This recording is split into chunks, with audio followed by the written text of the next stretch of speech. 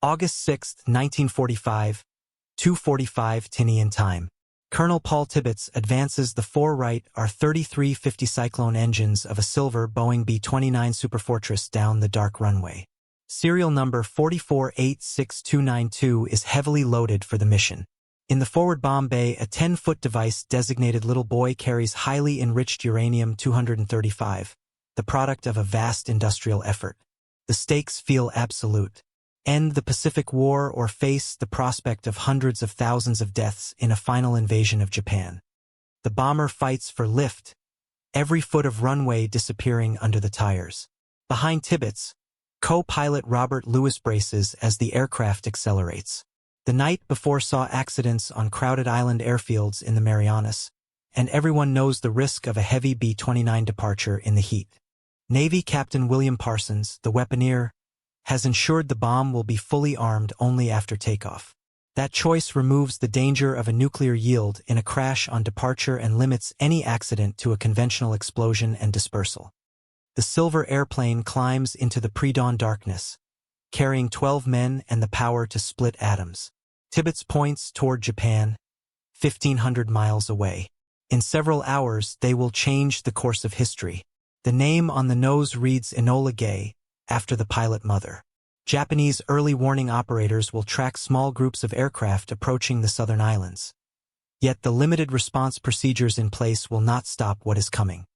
The atomic age is only hours away. 3,000 miles to the southeast, in the Tennessee Valley, the industrial heart of the Manhattan Project hums with energy. Oak Ridge, created in 1942, spreads across tens of thousands of acres taken for the war effort. A place that did not exist 3 years before now houses a town-sized workforce focused on raising natural uranium-235 from less than 1% to weapons-grade levels.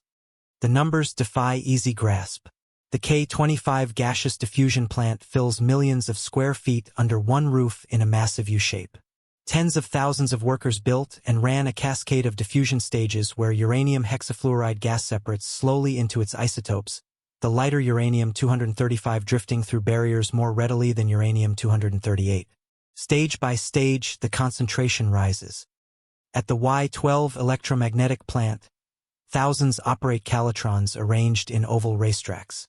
Many operators are young women trained to watch panel gauges and hold needles on set points. The magnets are wound with silver borrowed from the United States Treasury and formed into coils.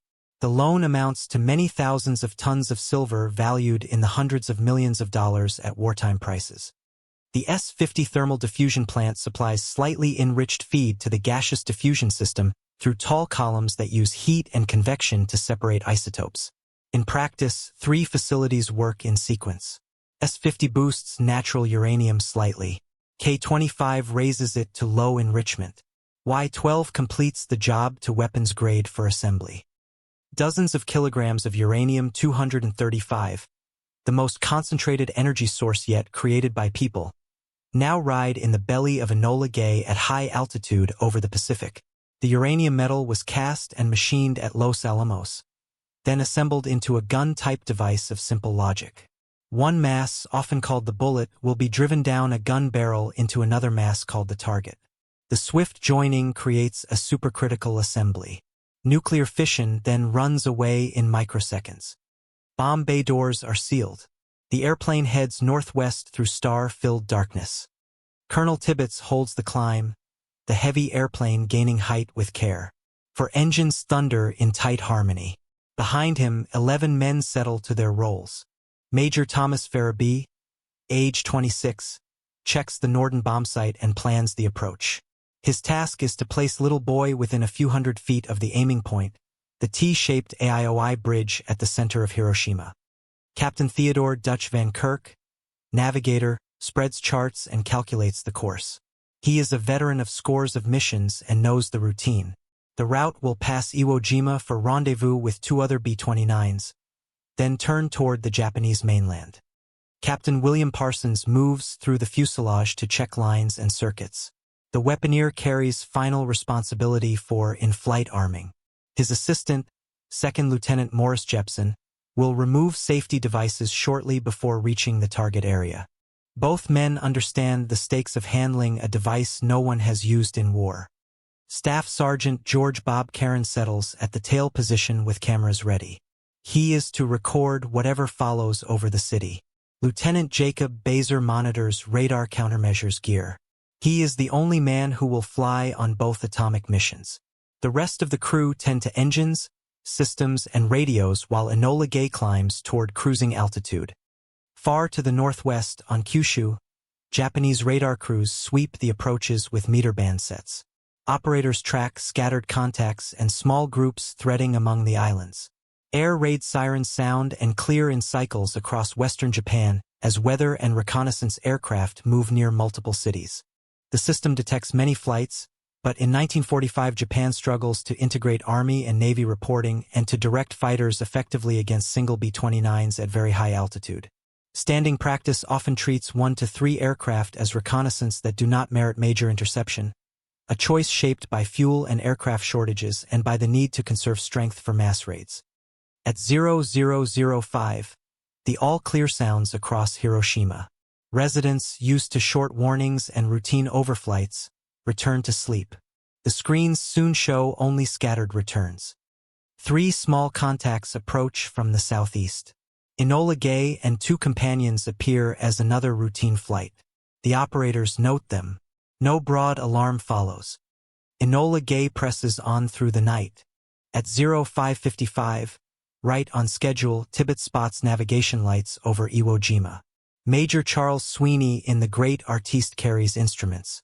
Captain George Marquardt in Necessary Evil will photograph the event. The 3 aircraft form up and turn northwest. Parsons begins the careful arming process.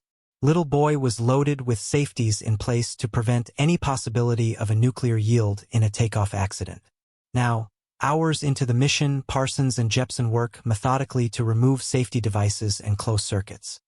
The weapon is a fusion of physics and wartime engineering. 2 subcritical uranium masses, each safe alone, will be brought together in a fraction of a millisecond. The gun fires a hollow cylinder down a 6-foot tube into a solid target. Assembly must outpace stray neutron events by about a microsecond. A polonium-beryllium initiator then floods the core with neutrons at the right instant. Each neutron that strikes a uranium-235 nucleus splits it and releases energy plus more neutrons. The chain reaction grows exponentially in a tiny fraction of a second.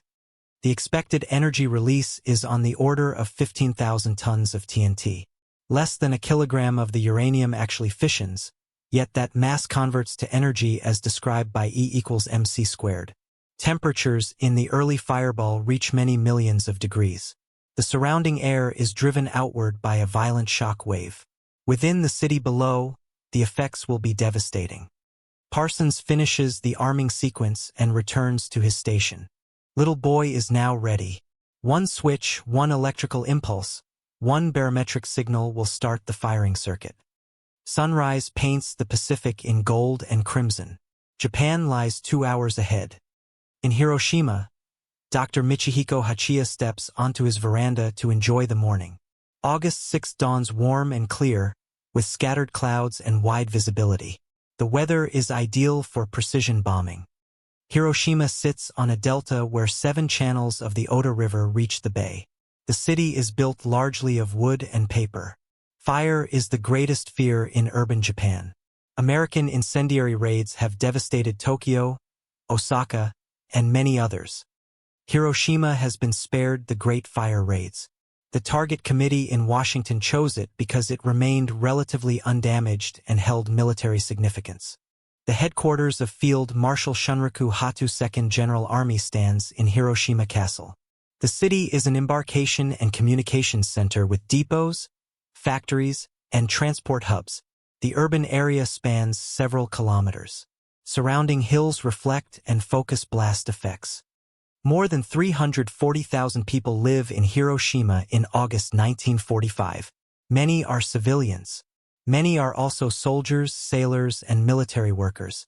The target selection process weighed size, military importance, vulnerability to blast, and limited prior damage. Psychological impact was also a factor. The first use had to show clearly that a single weapon could destroy a city and shock leadership into surrender.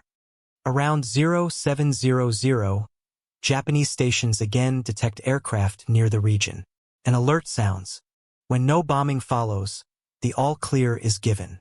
Near 0800, radar operators note the final approach of 3 B-29s. By now, single aircraft are common and do not always trigger a scramble. The citizens of Hiroshima resume work and school. The summer morning continues, bright and warm. They do not know that high above them, 3 American aircraft are entering the last phase of their mission. Enola Gay crosses the coast at roughly 31,000 feet, above the effective reach of most defenses. The city spreads below in clear air, as the weather reconnaissance aircraft reported. Cloud cover is light. Advice from the weather ship favors bombing the primary. Captain Parsons informs the crew over intercom that they are carrying an atomic weapon. After months of training with special bombs, the men of the 509th Composite Group now know the nature of their mission. Some feel shock. Others feel relief at finally understanding the secrecy. At 0809, Tibbets begins the final run. He hands control to Major Farabee. Through the glass nose, Farabee searches for the AOI bridge in the bomb site. The bridge spans 2 channels of the Oda River and is easy to identify from altitude. "I have it," Farabee calls out when the bridge comes into view. The crew put on dark goggles to guard against the flash they have been warned about. Van Kirk sends a tone to cue the instrument plane behind. Japanese operators track the 3 aircraft as they move over the city. The contacts do not cause alarm. Single aircraft have become routine. Fighter control receives no urgent order. No interception takes shape. 15 seconds before release, Farabee makes a final correction. The aircraft flies straight and level at high speed. Visibility is perfect. At about 0815 Hiroshima time, the bomb bay doors open and little boy falls into the clear air. The airplane lifts as it sheds nearly 5 tons of weight.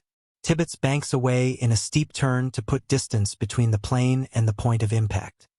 Little boy drops in a ballistic arc barometric switches sense pressure. At roughly 600 meters above ground, above the Shima Surgical Clinic and a short distance southeast of the aiming point, the firing circuit closes. For about 43 to 44 seconds, little boy falls over the city. The atomic age arrives in less than a minute. The detonation occurs over the city center. The thermal pulse travels at light speed. The blast front expands outward at many times the speed of sound in the first instance and then slows as it grows. At the heart of the device, the uranium pieces meet.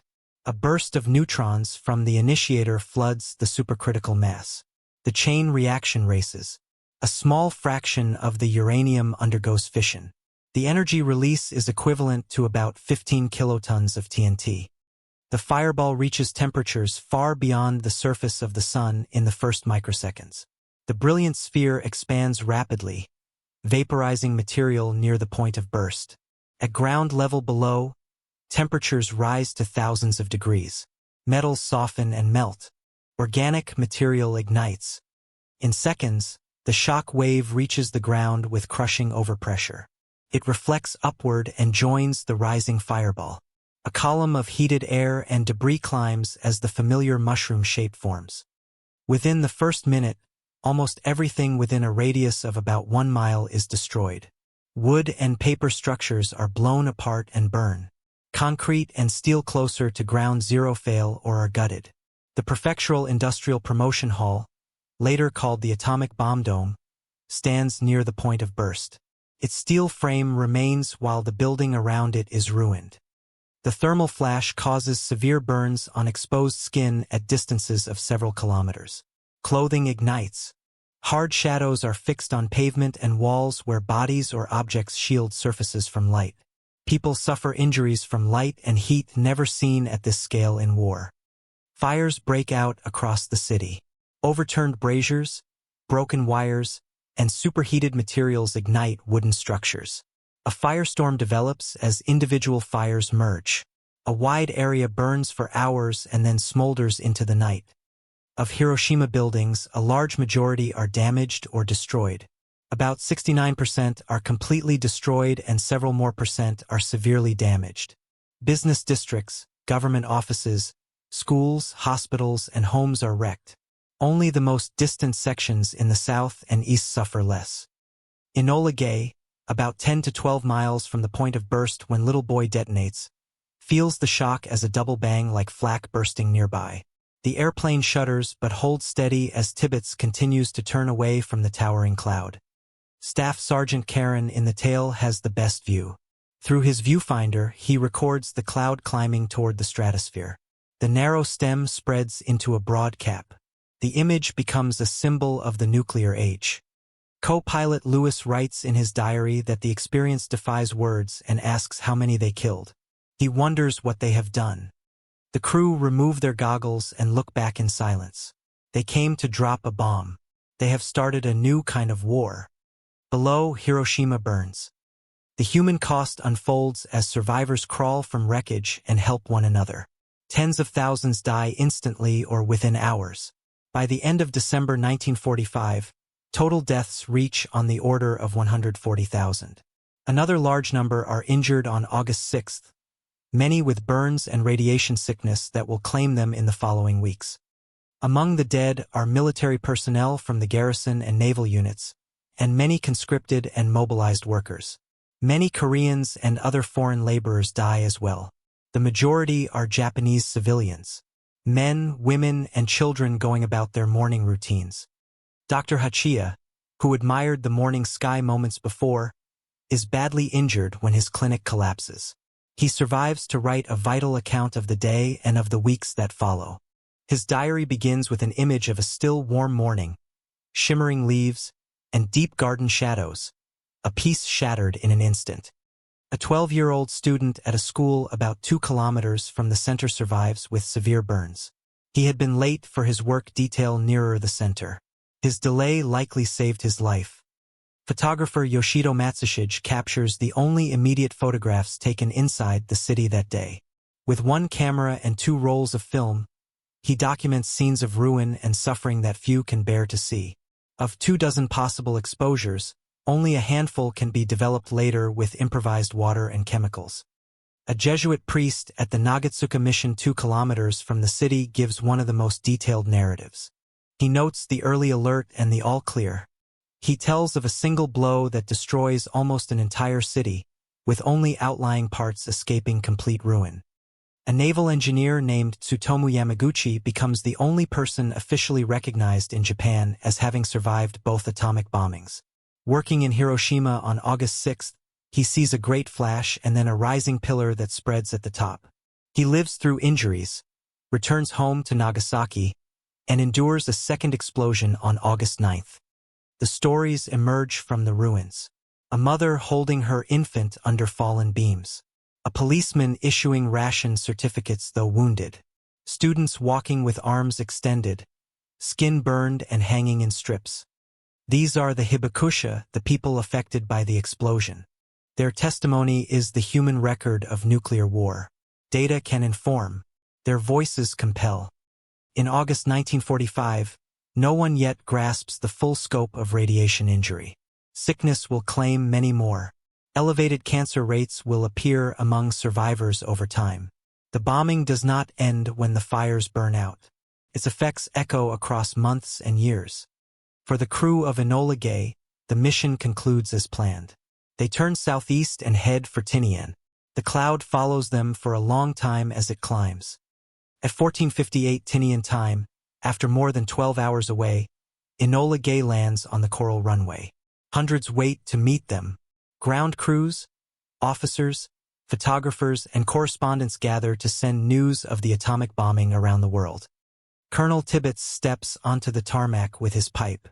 Brigadier General Thomas Farrell presents the Distinguished Service Cross without ceremony, a recognition of his role in delivering a weapon expected to end the war. The rest of the crew emerge to sudden fame. Navigator Van Kirk believes the bomb will shorten the war and save lives on both sides. Bombardier Farabee will spend his life explaining and defending his part in releasing the weapon over a city. The mission succeeds by the measure set by its planners. Little Boy functions as predicted and destroys most of Hiroshima with a single device. The gun-type design was considered so reliable that no full-scale nuclear test was conducted before combat use. The uranium enriched at Oak Ridge performs as intended. The cost is staggering. A city of hundreds of thousands loses a large share of its people in a morning. Hospitals, schools, government buildings, and homes are gone. Survivors face burns, trauma, and radiation injuries that medicine of the day can treat only in part. 3 days later, on August 9th, Major Charles Sweeney flies boxcar over Nagasaki with a plutonium implosion weapon called Fat Man. The second bomb destroys another city and kills many tens of thousands.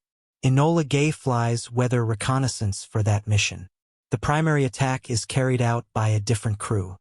On August 15th, Emperor Hirohito announces surrender in a radio broadcast to the nation. He refers to a new and most cruel bomb as a reason to end the war. World War II ends formally on September 2, 1945, with the signing aboard USS Missouri in Tokyo Bay. The atomic bombings remain the only use of nuclear weapons in war.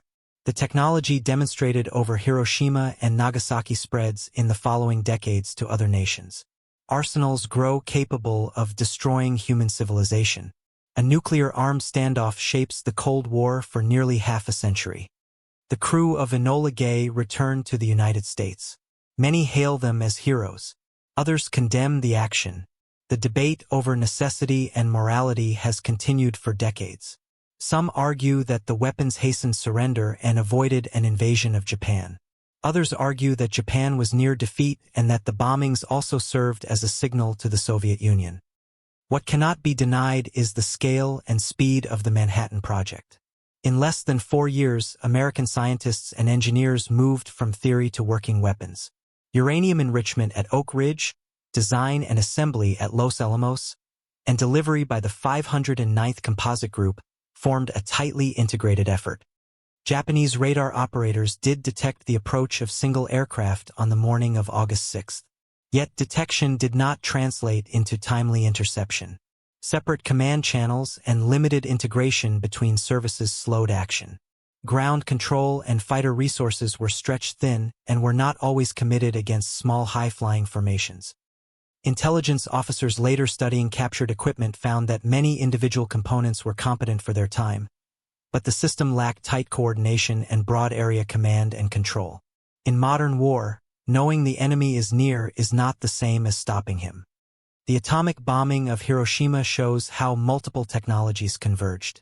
Nuclear physics, uranium enrichment, precision navigation and bombing, radar detection, and strategic planning. The side that integrated these faster achieved decisive results. The side that could not knit defenses into a unified response suffered catastrophe. Technology alone did not decide events. Human skill and judgment mattered. Colonel Tibbets flying, Major Farabee aiming, the dedication of thousands who made the fuel and the device, the courage of survivors who bore witness, all stand at the heart of the story. The story of August 6, 1945, is a human story. 12 men in an aluminum airplane changed history with a single weapon. Hundreds of thousands in a Japanese city felt the power of the atom unleashed on human beings. The world entered the nuclear age not in a theory paper but in lived experience. The mushroom cloud over Hiroshima became a symbol of the human power to destroy. The Hibakusha became witnesses to what nuclear war means for ordinary people caught in extraordinary events. Their testimony carries forward the memory of that day and the warning it gives to all future generations. Enola Gay is preserved today by the Smithsonian National Air and Space Museum. It is displayed at the Stephen F. Udvar-Hazy Center near Washington. Visitors can see the aircraft that delivered the first atomic attack and read the context panels that frame its history. The polished aluminum and riveted steel do not reveal their meaning until one knows what happened over Hiroshima. The uranium that fueled Little Boy came in part from the Shinkalabwe mine in the Belgian Congo. It was processed through the vast facilities at Oak Ridge and assembled at Los Alamos in New Mexico. The bomb that destroyed Hiroshima was the product of work on 3 continents and of thousands of people, most of whom never knew their part in the whole. Japanese operators who tracked the approach on August 6 were part of a network built to warn of mass raids. Could see incoming aircraft. It could not ensure a unified response to a small high-altitude formation that required only one bomb to wreck a city. Defending against revolutionary weapons with systems built for the previous war is a deep challenge. Radar designed around large bomber streams and conventional raids did not guarantee that a single plane carrying a single device could be stopped in time. The window between offense and defense favored the attacker. The moral questions raised remain. When, if ever, does military necessity justify a weapon that kills mostly civilians? How should leaders weigh lives saved by ending a war quickly against lives lost in the attack? What are the long-term effects of introducing a new form of destruction? These questions resist easy answers. They demand serious thought as long as nuclear arms exist. The testimony of the Hibakusha shows the human cost. Military history examines strategic alternatives. Political science studies deterrence and international order. Across 8 decades, one fact stands out.